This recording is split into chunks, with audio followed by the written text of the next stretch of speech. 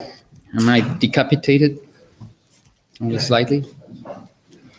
While our last speaker still uses the last model of the Mayflower iPhone, our next speaker is abreast of the latest technologies, and not only that, but the experience that goes with the frantic change of technologies. He's part of the IT crowd that is taking over this Congress very rapidly, and I'm glad because I'm part of it too. His name is Christopher Markham, and he's going to talk to us about applied temperance, a baseline study of deterministic factors of digital fluency and literacy arising from the Internet of Things. Let's welcome Chris.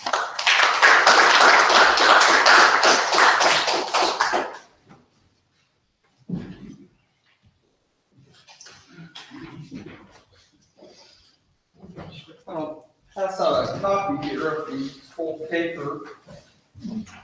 I don't expect you to read it here, or you can if you like. So, I'm not going to read the whole thing to you word by word either. That would just be rude.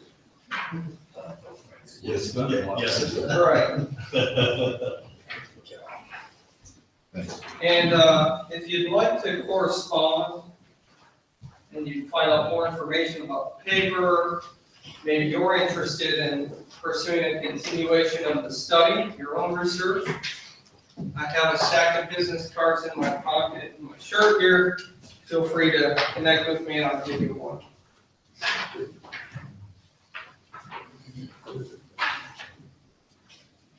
Did I miss anybody? No, okay. First, I'd like to say thank you, Dr. Redpath, for inviting me here. This is my first time here. And I appreciate the casual dress. I have to wear a suit every day, and so it's nice to get back into jeans and unbutton the shirt. Before I dive right into the paper and into the research, three things. One, I'll give you a little bit of background about me, my vocation, a little bit of testimony, and then two, the history of my institution, the organizational structure and culture, and then three, the research methodology. So I'll actually start in reverse. The research methodology is a qualitative ontology, an interpretivist epistemology via case study methodology. And so I thought that was most appropriate for the study of this research because it focuses primarily on virtue and human action and how virtue can be supplied to human action in an organizational setting. The history, and this would be two, going in reverse, remember, the history of the organization as well as the structure and the culture. SUNY Empire State College, for those of you that aren't from New York, SUNY stands for the State University System of New York, so we're public. But SUNY Empire State College was founded in 1971 by Ernest Boyer.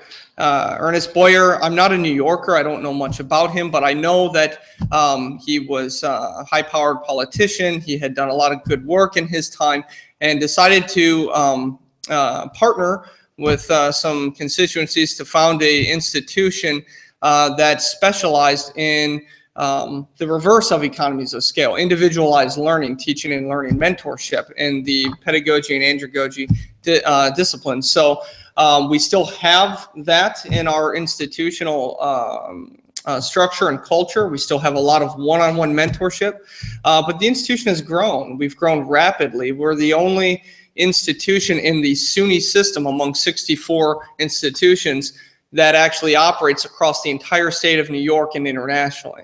We have 35 locations across the state of New York, 7 international, and 20,000 students roughly. And about a third of those are either full-time or partially online. And so that makes for a very diverse culture, both administrators, faculty, and students. Our culture is very diverse, which feeds into the IoT changes in digital fluency and digital literacy that I'm disseminating out here today.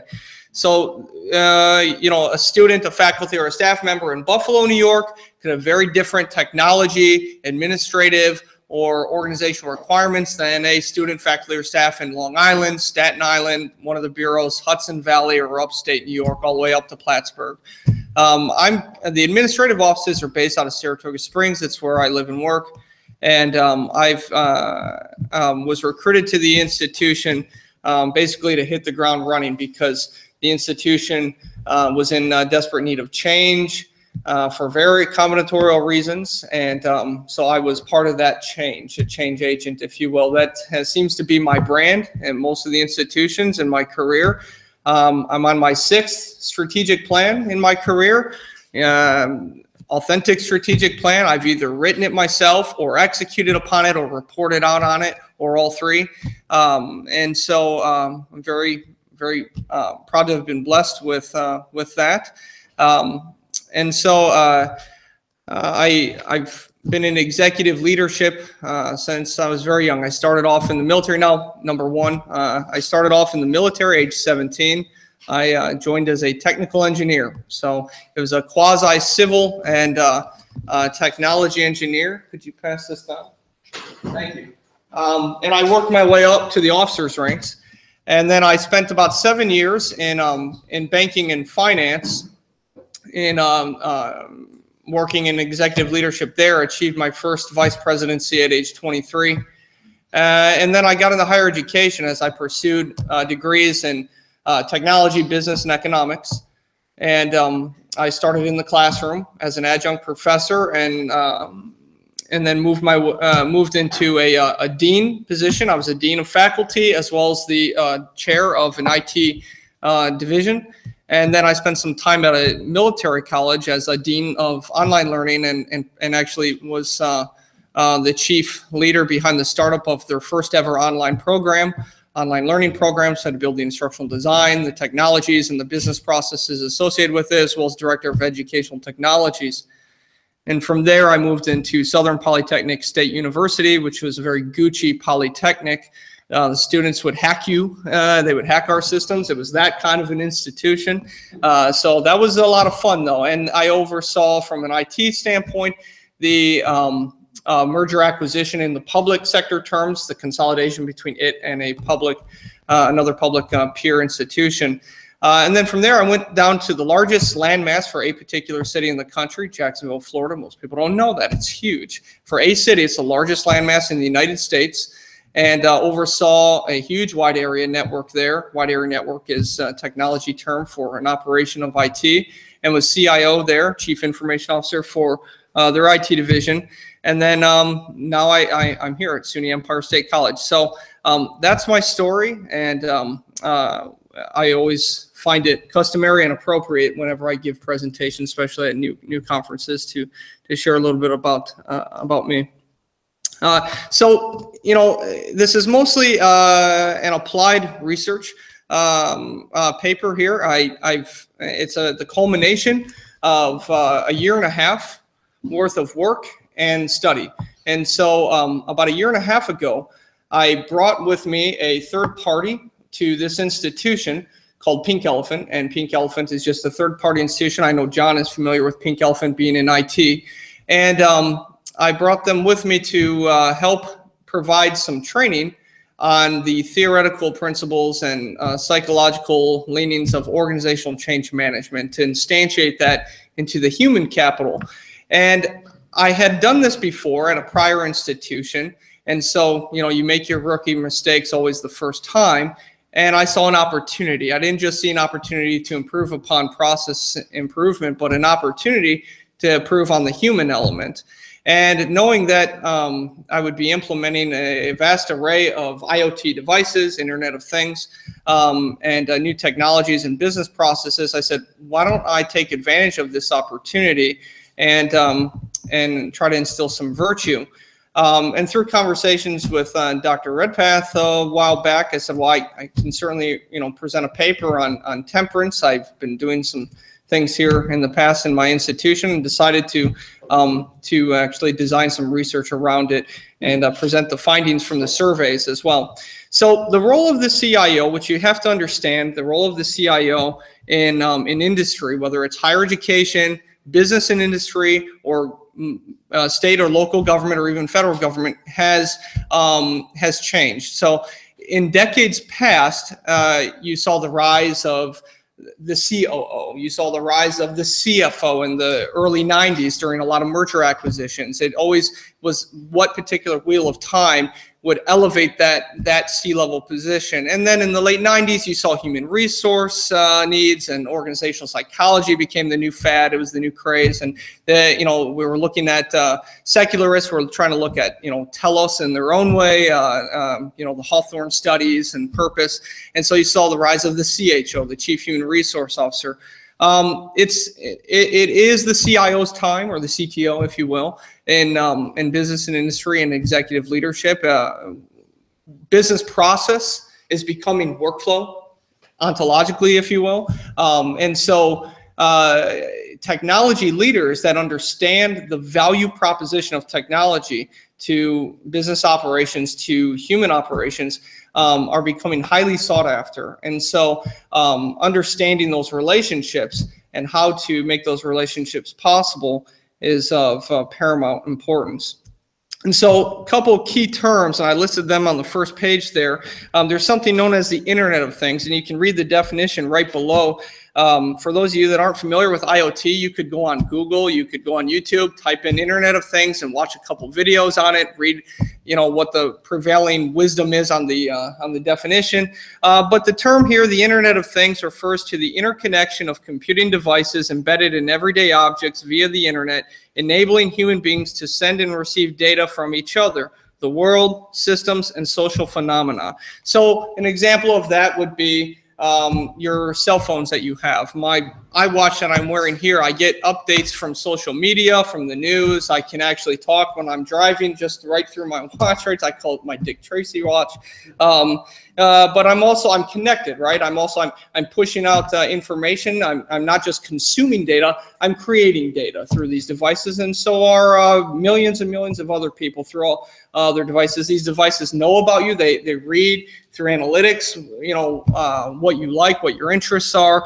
And so, there are some secular philosophers like David Chalmers that would go so far as to say we're pushing our consciousness out there and these things are becoming animated and alive in and of themselves. I don't go that far.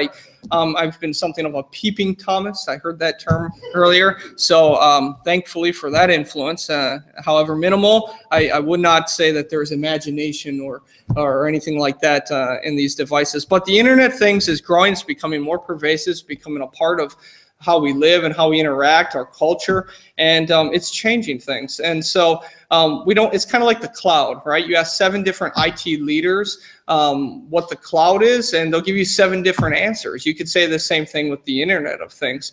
And so digital fluency and digital literacy are also some important terms here. Digital literacy is what it sounds like. It's in layman's terms, I would say it would be the understanding of digital things and digital concepts and how they apply. Digital fluency is knowing how to do that, how to apply these things, how to integrate them in your work life, in your personal life, in your moral life, right? If you want to use technology to evangelize the gospel, if you want to use technology to fulfill the greatest commandment, how do you do that? If you know how, step 1, right? Step 2 would be digital fluency. How do you do those things?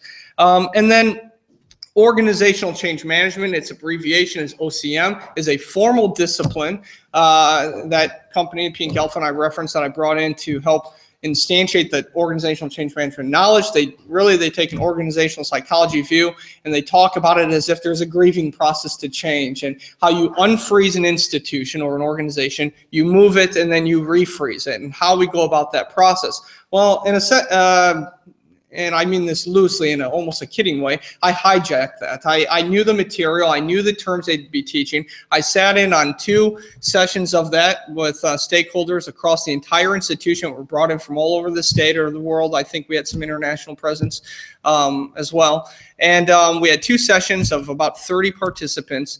And I would occasionally interject with appeals to temperance and the negating the desire to retaliate against the project or the processes or the changes that we were bringing to the classroom, bringing to their daily lives.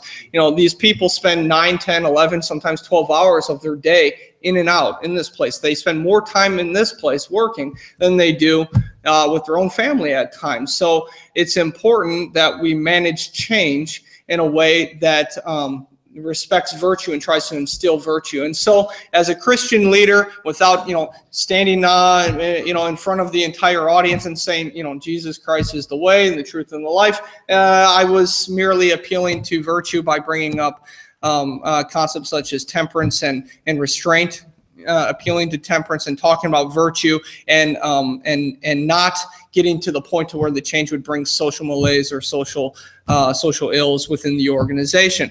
It was very well received from my perspective and that I'll talk a little bit about that in the conclusions and findings. And so another key term here is data, information, knowledge, and wisdom, or AKA the data transformation process. This is standard information systems theory stuff or data science stuff. And John's nodding, he gets it. There's a few IT individuals in here that know. Yeah, pardon? It's part of IOT. Yeah. Sure. Yep. And so what it is you can think of it like something we all know. You get gasoline at the gas station, or we use it to fill our tools at the home. And so what does it start off as? My fellow economist in the room might say, okay, raw material in the production process, right? So data is the raw crude oil, and then you transform it into something meaningful. Why there's no meaning in the data and there's no meaning in technology itself, you have to give it the meaning.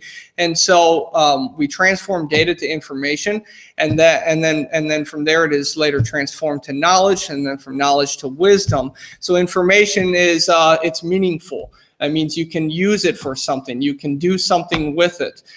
Knowledge is typically embedded within other technology systems, meaning it tells you what to do with that information. So management, either middle management or upper management, or even senior leadership might say, okay, I have knowledge on my organization, on the people within my organization. What can I do with that knowledge, or what should I be doing with that knowledge? It may communicate to me what I need to do, what my next step is.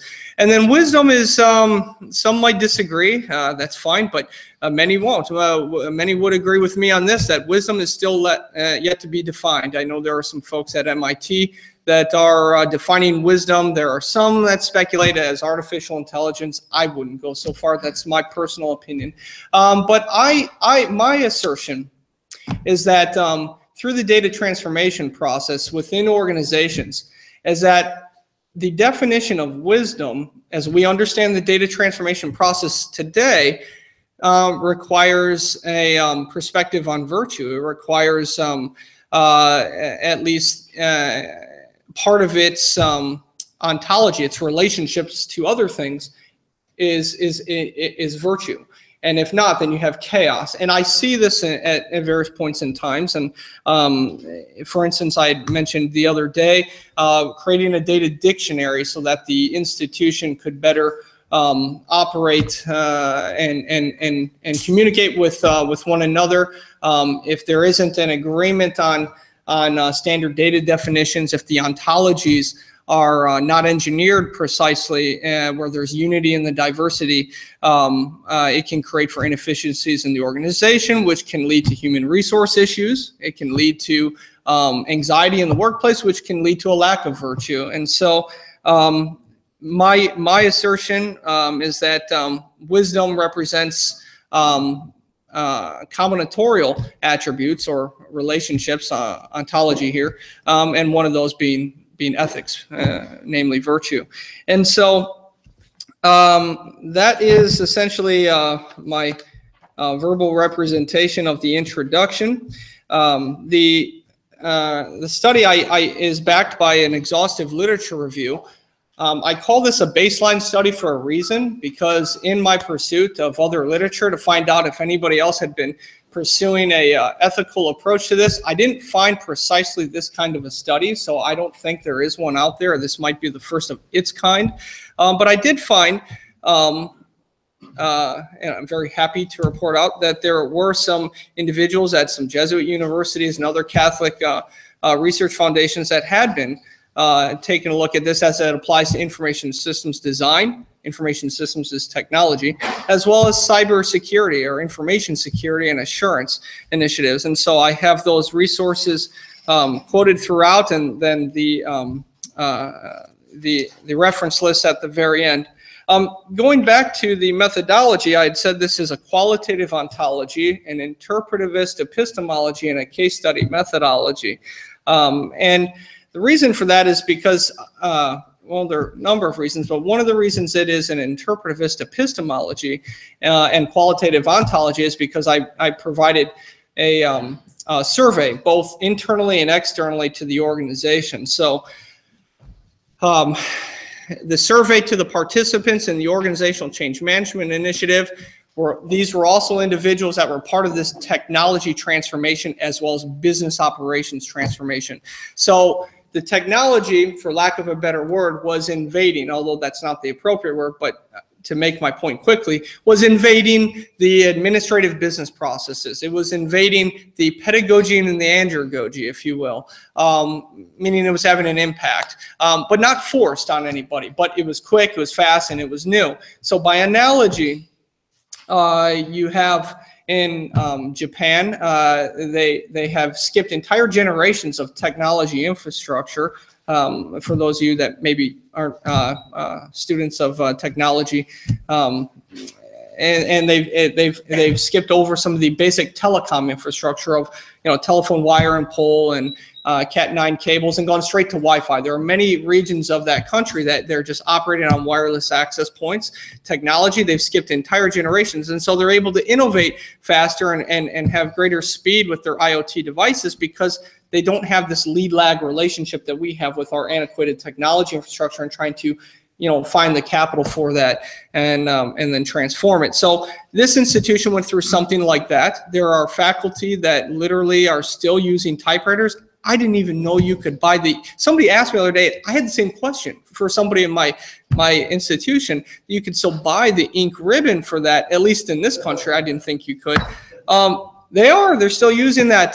They refuse to touch a computer. So, upgrading an email system, well, they're not even touching an email system. This isn't all the faculty, and it's certainly not a representative sample of the whole. But like I said, it's a very diverse culture. It's statewide and international, so there are a diverse set of stages of technology evolution, digital literacy and fluency, and as well as business savvy and business operations experience. So a lot of change within it, and so it was chiefly focused on the human actor, and so the survey reportings lean towards an interpretivist epistemology.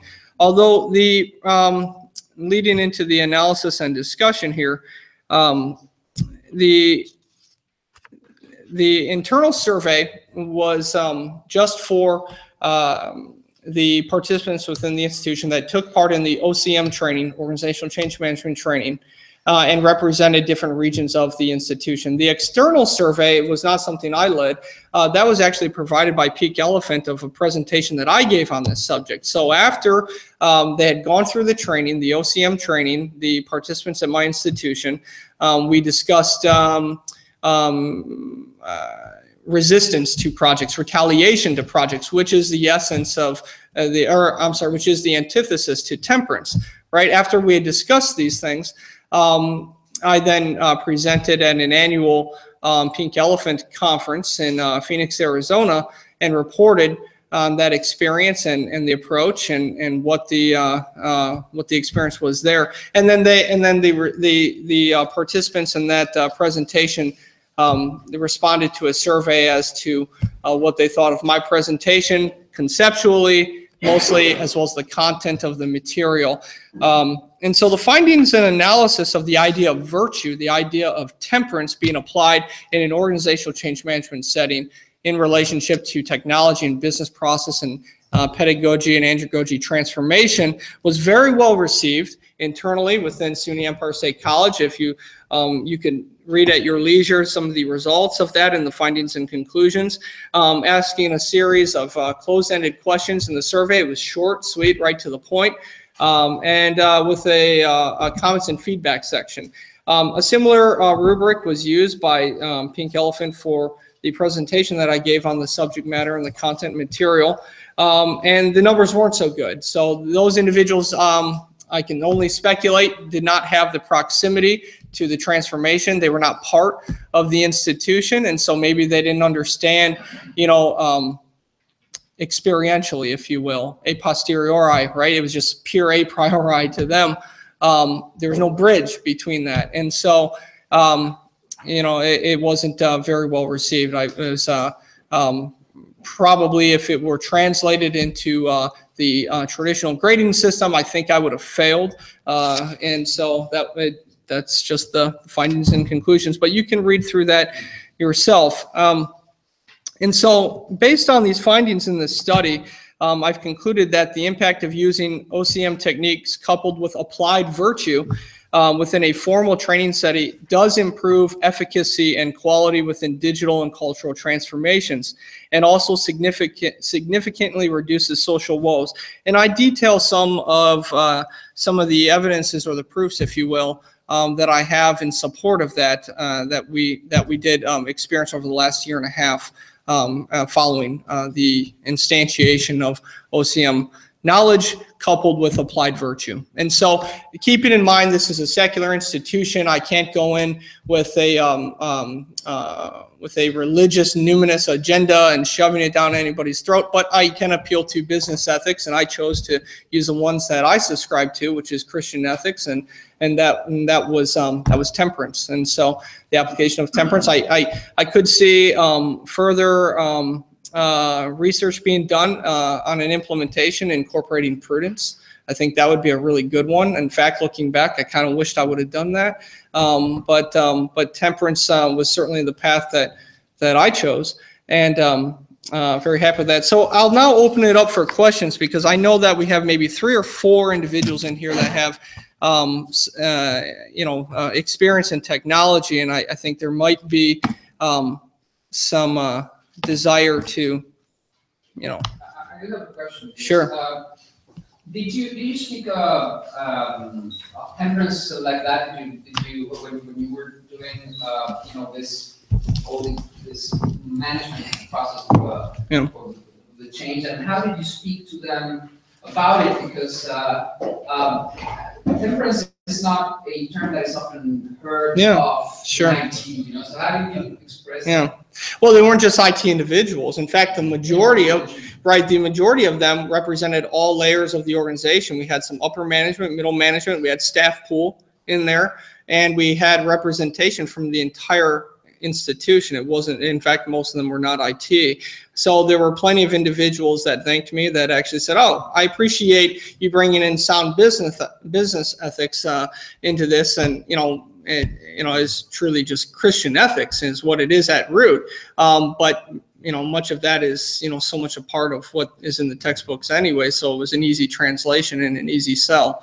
And so I didn't have any misunderstanding. In fact, from my perspective, which is an interpretivist epistemology based on the survey data, but also based on my experience in there as well, is that it was very well received. We had no, it actually stimulated the conversation, and they would actually dive into the OCM, Organizational Change Management, training material deeper as a result of that. And so I did it in real time, and I referenced that in the research paper, that it was a real-time intervention strategy. So as we were partaking in the OCM training, I was the sponsor for that. It was either me or the previous executive vice president. I can't recall, actually. And so, but I was positioned in there as a leader and as to sponsor even organically. And so I just, in real-time intervention strategies, when I saw an opportunity to, circle back on to virtue, I did, and it was well received. Yes. I'm no expert in this, but I've sat through multiple presentations. by people who are represented as senior consultants in business ethics. And virtue is, I think, now a relatively common term in that world. In particular, there's a woman from Santa Clara University who seems to be very busy in Silicon Valley presenting virtue. And as I recall, her presentation were the 4 cardinal virtues. But she was doing this quite deliberately. I think it's written a book. So have you run into this in terms of business ethics, having virtue language associated with it? Yeah, no, I haven't. You know, I operate not within a religious environment, so most of the my peers and institutions are not having conversations like this. So I'm kind of virtue is pagan, so it isn't Christian. I mean, 4 cardinal virtues are not Christian virtues; they're pagan. So well, I think she gets away with it. Yeah, I never reference virtue actually. I reference temperance and terms that apply to temperance and can be derived from temperance. And I did it in real-time intervention strategies, conceptually, propositionally. And I wouldn't qualify it as either Christian or pagan. I look at your paper, we talked about this whole before, and it kind of talks to John a bit about this, and I think we get John to jump in here. I think the findings are incredibly interesting. If I were your senior vice president, what the business is, I would say, we gotta have more work. We gotta have more temperance in this company. We gotta have more this has led to efficiency and so forth when you reach the conclusion. Sure. I think it led to project process improvement actually, but I'll touch on that in a second. Go ahead. Well, there's a guy with a similar effort that you did. I was hoping to come here, but he couldn't because of family problems. Mark McGuire, he did some research. He did something similar. He got his doctorate in education. He thought, well, his dissertation was based on a study of the virtues of prudence and justice in schools among staff and principals. Very interesting design. And he found, and using statistical methods, that the more the principal, the leader, exercised, they gave the characteristics, he didn't use the word prudence or justice, characteristics of prudence and justice. Those schools where that was higher, the morale and the trust was infinitely greater among the staff. The same thing begins to appear in the second comment I make is it's telling us to manage it. You could sell this in 2 ways. You sell it as Christian ethics, but I think also it could be sold as organizational development and using the recent language of organizational psychology. That's really the thing. But the fact that you use temperance as opposed to virtue is the way I think it starts to become through same as we use equity instead of transparency. So I think it's a remarkable thing. But I really encourage you that you would continue to go to the next stage to follow up on prudence as it happens. Sure. Yeah. Thank you for the points. Well taken and received, and I'll certainly give it. We were talking about agile management. Okay. Agile management. I was consulting for a company in California, they tried to consult on and agile management is just an excuse to work harder, faster, kick butt, inflexibility, and so forth. And you can always say, well, we're agile. Well, I've seen agile methodology. It's agile methodology. I've seen agile methodology is a term that applies to project management. If you don't know what project management is, it sounds what the term is. It's managing projects. So processes recur continuously over time. Project and the recurring value. Projects are temporary value that lead to recurring value. So project manager follows a methodology. The 3 classical methodologies are agile, incremental, and waterfall. Waterfall is you gather all the requirements for the project up front and it comes down like a waterfall in that implementation. Incremental is a kind of a combination between agile and waterfall, and so that's how most projects are done. If it's a global manufacturing company, you tend to see waterfall methodology within the implementation because it's very straightforward, it's very quantitative, it's logical positivism. There's not a whole lot of human actor and human action involved. But as you get closer and closer to service organizations, you tend to utilize incremental methodology and agile methodology. Agile methodology is very hard to do. Most individuals that are claiming to do agile are not doing agile, which is how it gets that reputation, because very few people have actually seen it done well. I've only seen it done well a couple of times, and they were very, very good and very high paid individuals. There's a fine line between agile and ad hoc.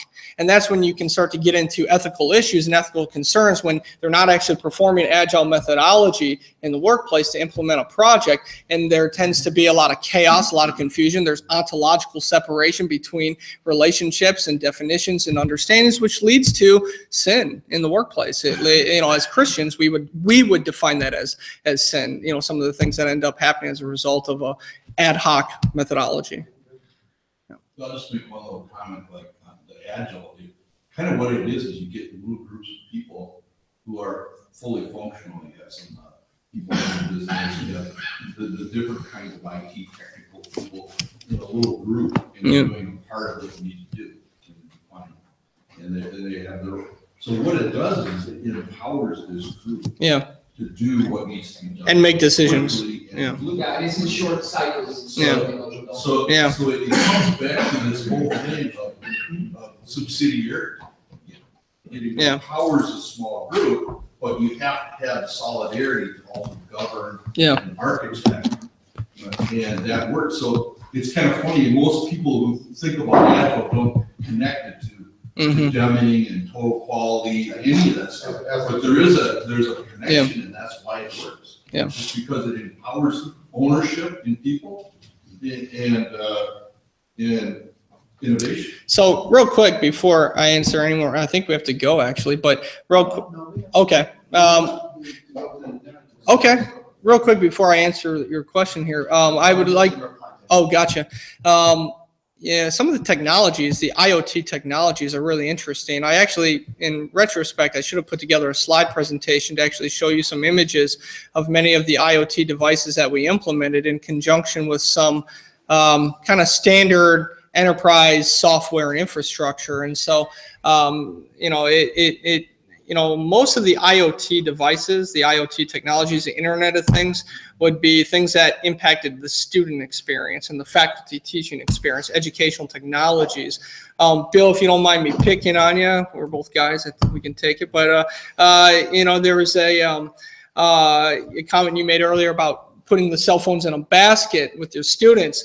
Well, I would actually come at it from the opposite angle that these IoT devices need to be incorporated in the teaching and learning experience to raise the value proposition of propositional knowledge. And sometimes you do that, as strangely as it sounds, through visual learning to get them back, because this is how they live in their daily lives. I remember I was at Southern Polytechnic State University, and I was assisting a full professor with teaching a course, and he was telling me that there was another faculty who walked into the classroom and said, take your laptops, your tablets, and your phones, put them away. I don't want to see them the rest of this class. And the student was just not listening. It was like, like this on their phone. And he said, what are you doing? And he said, hold on one second, professor. I'm dropping your class and registering for another one through the online, ERP system. You probably didn't say ERP. And so, that's the reality that we're facing. Higher education is in a transformational period right now. We're moving out of the industrial age of supply chain, and you're going to work on the assembly line. I'm from Detroit. I know the history here from growing up in it, and how this all transformed to where you have your 100, your 200, your 300, 400 level classes. And that's something what I talk about in the paper, and some of the theory behind this is that Bloom's taxonomy, if you're familiar with it, Bloom's taxonomy has just been completely abandoned because of IoT and Internet of Things. They're not doing it well, mind you. You've got all these people and these students of all ages, adult learners and fresh out of high school too, that are out here and they have access to information and knowledge, and they're checking their professors, and sometimes they might be right, but in the majority of the time they're making moral decisions, and they're making all kinds of decisions. They have a purpose, and they're intentional, and they're pursuing things based off preferences, and they have so much access to information and knowledge now. They can consume and create data via the Internet of Things, and they just go up and down Bloom's taxonomy like this. And sometimes they do it well, most of the time not so well. And so higher education is trying to find itself, and I think in many ways it's being transformed organically by the Internet of Things, and that needs to happen. I think I got probably another 20-year career in higher education, and then I'll have to retire doing something else because it's just changing so fast, and that's a good thing. It needs to happen. I'll finish with this. the analog for me, when I say all those things, when I say all that, it leads to a philosophy of despair to some degree, but despair that, and this is why I'm here at a Christian conference, because I believe as Christians, we have technology leaders need to brush up on metaphysics and ethics, and we need to really understand how it applies, because the analog here is early 20th century.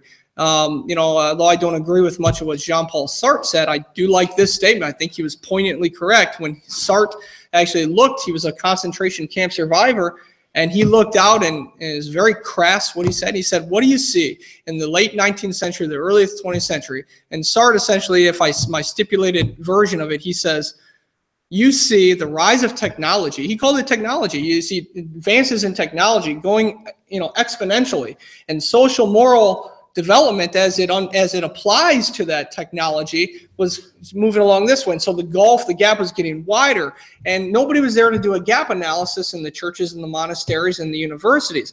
In fact, it was in some of the universities that some of these technologies are being developed, but nobody was checking it. And so what did you have? You had the ability to create pseudo-sociopaths. You have a man who gets up in the morning, kisses his wife and kids goodbye, and he goes to work and he hits buttons, knobs, pressure dials. He sees these things. This is his experience. But what he doesn't see is the mother stepping on her children to get the oxygen behind a 12-foot concrete wall in a concentration camp. That man was a Nazi. He was sitting behind this technology that made it possible for him to remove himself from the thing.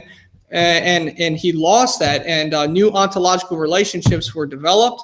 So somebody has to figure all this stuff out and how it applies, because as Mark Twain said, history doesn't repeat itself, but it sure does rhyme.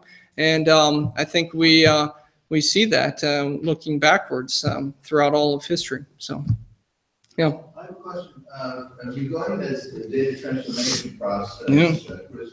And whether you could summarize that in terms of Aristotle's four causes. For what? Four causes. Could you remind me of the four causes? Pardon? Formal, efficient, final material, like data, for example, being material cause. Mm-hmm. And the transformation of the data into a next stage has got to involve in some way a formal cause. Mm-hmm. The efficient cause has to have somebody with the skill, the ability to apply. Yeah. Just like the medical doctor, Mm-hmm. you have to have knowledge. Yeah. To heal the body, from Sure. being sick to being healthy. Yeah. In relationship to some sort of chief end. So you have to have, Mm-hmm. in any action, you have those four causes in the material universe. Mm-hmm. So in the data transformation process, it would appear that Mm-hmm. you're talking about that those would be. I think I could do it. Yeah, I think that's something that we should work on. I mean, I'd be happy to work with you on that, and yeah. Yeah. Yeah. Because there is no, you have to decide form, you haven't even asked the question. The problem is that there's the variation in final causes though too, because information has a final. Be a final cause. It's the overall. Yeah. Seeing of all the parts of the whole, and whether the problems are or whether not. However, though, you're right, but I just want to add to that. Information has a final cause, if I understand the four causes correctly, because information, some organizations, they pursue the data transformation just to information because that's all they can do. But that information has value, has a final cause in and of itself. And so, yeah. Within a complicated organization, you have all these departmental levels. Yeah. Where you have this variety of causes. Right. And I'd like to Cause clarify would one be thing. that knowledge. Well, Yeah. I'd like to clarify something because No, be the information. by final cause, we have to distinguish what St. Thomas calls in some places the end of the operation and the finis operis, and the end of that person who performs the operation. So, for instance, you have the sculpture, which is a classical Aristotelian example. The material is the marble, for example, and starts chipping it away, and the form is the form of shape of the statue that is doing. Mm-hmm. He is the efficient cause, and then there's some final cause, and Sure. the finis operis would be coincides with the form, the final formula that it acquires, but he may be doing the statute to sell it, to get some money, to pay for the electric penalties. Yeah? I think we would first of all be interested in the finis operis. What is it that at the end of the operation of transforming data into information we're getting? What is the difference between data and information? Yeah. And this should be like this formal cost that you always find at the end of this operation, regardless of how you're going to use this information later, whether it's to transform it into knowledge. Yeah. Well, no, this is good, and I would very much like to continue the discussion, analysis, and then maybe even presentation or just synthesis of this, which is part of the reason why I'm here, is to start down that path. Yeah. Yeah. The knowledge layer is metrics. Mm-hmm. The formal cost. But that's in an organization. That's in a business. This can be extrapolated out to culture and society. So that's kind of like that's kind of my final cause here. Is yeah. You want to measure whether you've got your objectives. Right. So that is that's the knowledge. Right. Information is just spiritual quantity I got a question for you. Yeah. Question for you. The knowledge is actually let's get significant information. Well, and that's Track it, and then wisdom is the overall. and what you're talking about, what I was talking about with you, is very much based in a business setting. I mean, even though I'm at a university, it's still business, and much of it. This should normatively, it can positively, and it should normatively be extrapolated out towards society as a whole, civilization and culture. I mean, you have cultures and civilizations that are, rising and falling based on digital literacy and fluency in the data transformation process, sending and receiving data, and they're making, choices, purposeful choices in the Aristotelian sense. Daily, and leading to ethical consequences, not just in business, but in organizations as well. So, I want to ask you a question. Let's say project management, okay? Confusion with project. There's a project here, project management. That might be looked upon as genus and species in itself. Project can go for 2 or 3 years. Yeah, well, you have to have the organization as the genus. That's the team works together. Right, yeah. And then within the organization exists within the relationship of parts, which are in this sense considered in terms of executing a variety of actions that harmonize to achieve this numerically one act. The reason I asked that, I go back to Mark, I agree with agile marketing, agile project management is working. It isn't seen or felt by people in terms of genesis and species. Yeah. That they're actually part of one. I think that would be an interesting thing to look at. Change agile project management to genesis and species. We're actually whole. And its reduction to the final product in terms of these different causes works within the context of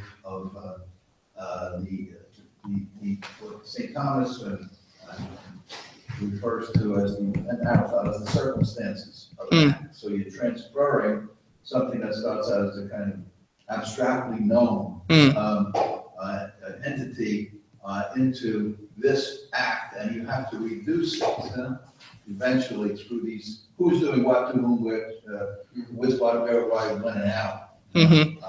So all of those in some way contribute to the specification. The specification and the final nature of the activity, so that too would appear to be included in this process, not only the 4 causes, but the way in which those 4 causes within an organization operate through the circumstances of an act to execute the doable deed. There's a book that reminds me of if Aristotle ran General Motors. I think it was written by Mortimer Adler. The setting of objectives gets you your metrics about the health of the organization. Yeah. You set an objective, you set various pertinent objectives. I think important reading. Somebody's thinking regarding the book, or maybe has written on Alistair McIntyre's Virtue Ethics. Oh, yeah. Business and Management. I know that one. The tricky thing about McIntyre, though, is his understanding of virtue as a practice, and his understanding of management as not practice. he doesn't think it's a legitimate practice. There's a certain attributes or qualities that practice has to have. Like, so for instance, you know, bricklaying is not a practice, too simple. It doesn't have much complexity, but architecture is a practice. Chess playing is a practice, but maybe a simpler sport might not be. Well, what is that? Because I mean, Yeah. a practice is the exercise of a habit. You have the habit. Well, bricklaying. Well, yeah, I don't know if he's right on that. I know there's a big debate about. I don't think he's. Yeah. Yeah, I'm not so sure, because I'd have to decompose the terms, but sounds good. But leadership is attribute based. Management is function based. There's crossover like a Venn diagram, but yeah. Would be a practice, I think, for McIntyre. But a certain kind of what he's talking about here is pretty complex theory, but Yeah. it has a lot to do with whether there's internal goods within the practice, whether it's integrated with other activities, and whether there's excellences that are involved in pursuing the virtues of that practice that's socially instituted, and what those excellences are. And he has a sort of criteria for all this, and he thinks of management. The problem with management, I think, is the element of prudence that has to be involved in practice, I think, too. Well, that's an attribute within. There's some leadership inherent within management, but Yeah, that's right. yeah, but it requires the attribute. Well, yeah, I mean, I'm just saying. But there are two layers. There's the, you know, the layer of agile and you know, the distinction between the artificial order and the moral order. And they're both there. You're humans, and every you know, human action has, of course, some morality to it. But in this case, there's something that is being produced outside of the one producing it. So there's some art, and what's being produced is the order of the organization and its correct functioning and its unity and all that. Yeah. So there is art, and there is also. I don't know if McIntyre is right on this. I think it would be an interesting challenge, though, to kind of compare his view of what a virtue is. He's a master ethical theorist. Yeah. And to see why it is or how management can work with it. I think the main issue is instrumental reason for McIntyre. That if you're dealing with a social practice that's never purely, but as overwhelmingly prioritized instrumental reason, you know, means. Oh yeah, that makes sense. You know, I think there's going to be a problem with what a virtue means in that situation. Yeah, it makes sense because the mean is not desired for some reason, but because you want something else. So it has perfection. It has only the perfection of being instrumental. It's an efficient cause, but it's instrumental. It's being moved. That's what I'm getting at. Yeah. So a footnote to this, perhaps, not so well known, is that the man who kind of established the practice of management was Thomas. Drucker? No. As Drucker says, Drucker writes about these people. So Drucker is not establishing anything. He's commenting on those who actually do the work. If you go to the original Drucker, he points to a man, he doesn't identify him as a Thomas. His name was Bernard Moore Time. Bernard Moore Time was Marshall McLuhan's mentor. I knew it was going to come back to McLuhan someday. And he got his own PhD under Gilson in Toronto. On Master. So he picked a fight with Adler, lost, and exited the field, and wound up as the main guy at McKinsey & Company in New York. Then identified by Drucker, then introduced Drucker to the club. So there's a Thomas piece in early management science that may be interesting to look at by examining the work of Bernie. But I wanted to ask Kristen if you Can I say something to that quick? I think you got to expand that horizontally though a little bit. That's a good vertical description of the history of management, but horizontally there are different schools in different cultures that all impact where we're at today. So you have Taylorism, right? Taylor, the founder of scientific management, and then but also the antithesis to that, the qualitative version, would be Henry Fayol, which came out of France in the late 19th century, and that's Fayolism, and that's very qualitative approach, and that's where we get the modern, and every intro to business textbook in this country at least, we get the 5 functions of management, and so the 5 functions functions of management have nothing to do with those names that you were mentioning there before. I'm not sure Taylor. Doing it. McKinsey was the company that kind of put GM, among others, in the position they're in. The title of this is Reformations, and you touched upon an important reformation, which is what's happening in higher ed. So I got to tell you, when you handed this to me, because I'm not an education guy, I had no idea what Bloom's taxonomy was. So you might, I mean, depending on who your audience is, you might want to somewhere at least. So Bloom, the quick, I know that. Oh, you do? Okay, you Googled it. Yeah, sure. And what this told me is that it exploded on its own. Yeah. So it went from a 1956 version to a 2000 version. The 2000 version is incredibly complicated. But what I was fascinated with is that you said that these things have destroyed Bloom's taxonomy. How well understood is that?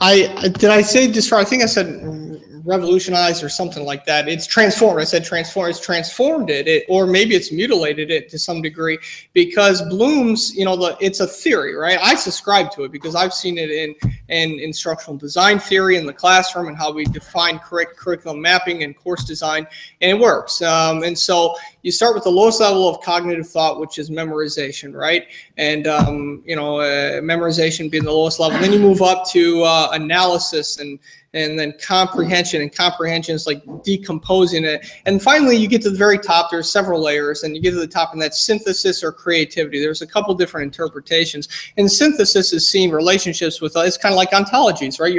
You're relating that subject through a predicate to other things. And so Adler calls that syntactical level. yes, he does. And like in How to Read a Book, syntactical reading. That's synthesis. So you're literally going from the lowest level of thought of, I got 3x5 cards, right? And that's what we teach our kids, get 3x5 cards out, memorize it. Then you memorize it, then apply it, then comprehend it, decompose its parts, and then synthesize, and then do something creative, create something of value. But here's the thing. Yeah.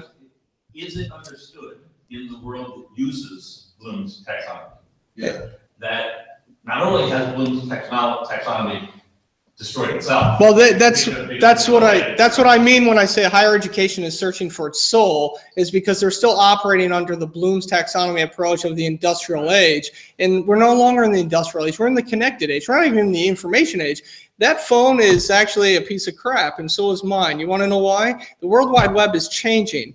And here's what I mean by that. I know that was kind of crass, but I'm just being silly.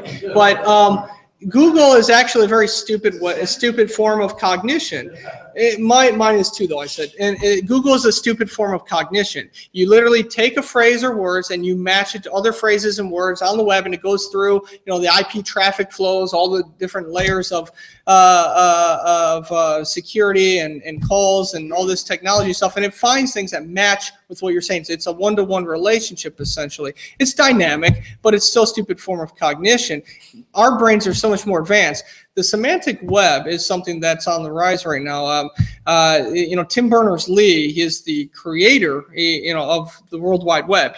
Not the internet. The internet's different. The internet's a backbone. The World Wide Web is what you call the internet most of the time. That's when you go onto a browser. That's the World Wide Web. The internet is just the transport to get you there. But Tim Berners-Lee is the one that created the concept of the World Wide Web. And he and his crew are now working on a more dynamic version, which is all about ontological engineering. And it has its first principles in the philosophical discipline of ontology. And how do we take the human ontological relationships and how we think and apply it to the World Wide Web, so that now you're not just matching phrases, it is actually finding additional relationships. The system itself is evolving and finding new ontological relationships, and that's going to change everything. Yeah. Talk about how, ontology and that stuff. We're really talking about first order logic. It's not ontology in the sense of metaphysics. It's the I would call it a Spanish philosopher, I can't remember his name. I would call it the logic of metaphysical concepts. So it's really talking about concepts, not things. But but I agree. It's a great great progress because now you have something that has a logical structure. Yeah. At the end of the last talk, everyone seemed to be worried about structure, and again, I'm going to make another call for grammar. With preceding logic, where concepts happen, grammar has nothing to do with logic. It has everything to do with perception. And seeing that model, what's it called? The Bloom's taxonomy. Yeah, so I think it's a huge mistake to call what Google is doing, as elementary as it is, cognition at all. Because if we make that mistake, then we'll make the bigger mistake of calling this semantic web cognition, which it is also not. Yeah, actually, Bloom's technology supports what you're saying. The first level is you teach definitions, and you just know the what's. Well, yeah. Well, I think The first is That's what the tests are all structured. Yeah. The first is Your how. multiple choices. Yeah. So And then the third level is how. And you teach how to do stuff, and then they actually structure the test differently. Yeah. You have a little scenario, and then they ask you to be like a consultant. So that's kind of how they use Bloom's technology in teaching. I think your instincts are good because you're spot on with what I think. I mean, I look out at the World Wide Web and I see what some IT philosophers are calling information overload. We have not just in the Bloom's taxonomy, it's information overload, but in grammar, logic, and rhetoric, the trivium. I know where you're going, right? It's the trivium. And so I don't know how something like that can still exist, even though it should. I don't know how the trivium is going to be the norm amongst human beings under an IoT connected world. It's not right now. It's only going to get worse because of information overload. They're not going to perfect that virtual quantity of grammar, logic, and rhetoric because of information overload. And so that's where we can just mitigate the problem as Christians by, trying to bring that back to the discussion. I don't know if there's mitigation, but I do think you're absolutely right. There is no hope for a trivium of the Internet of Things. The trivium is based on the word, written word, the spoken word, but most importantly, the Christian understanding is put forth by the fathers of Logos and of Verbum. Yeah, that reminds me of a meeting I had in Manhattan last summer with Herb London was there, and from they had been president of the Hudson Institute, he has a long time of College of Research, and he joined us, and he was making some comments, and one of the persons that brought the law said, Herb, you sound very pessimistic, he said, there's no hope. And he said, well, no, like he said, referring to Kafka, he says, I think there's hope, just not for us. Anyway, I think that's a good point at which should. Yeah, thanks.